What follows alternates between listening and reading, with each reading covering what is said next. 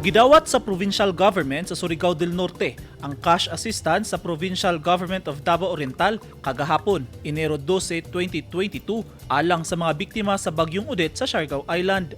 500,000 pesos ang gidawat ni Surigao del Norte Governor Francisco Lalo Matugas pinaagi sa usa ka simpleng turnover ceremony.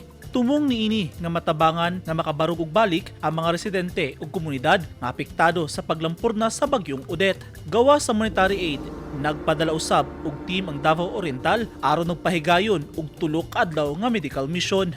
Padayon sab nga gimonitor sa probinsya ang sitwasyon sa mga apektadong lokalidad alang sa dugang tabang, lakip na ang medical ug social assistance. Usa ang Siargao Island sa mga lugar sa Caraga Region nga grabing kuso-kuso sa Bagyong Odette niadtong Disyembre 16, 2021 nga hangtod karon naglisod pa og bangon.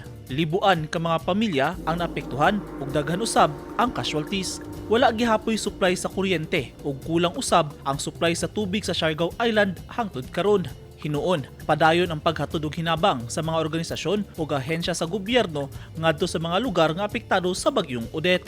Samtang, laing hugna na usab ang gipahatod sa lokal nga gobyerno sa Davao alang sa mga nabagyuhan sa Puerto Princesa City niadtong Enero 11, 2022. 2,000 ka mga pahalipay packs gikan sa mga Davaoenyong midonar sa ilang pahalipay package ang nahatod na. Ug 1,000 pahalipay packs sab ang nahatod na sa Davao LGU ngadto sa mga biktima sa Himamaylan City, Negros Occidental niadtong Enero 9, 2022. Sa karon, padayon paghihapon ang lain-laing sektor sa komunidad sa paghimo og relief operations. Eugene Hinutan, Newsline Philippines. Stay safe.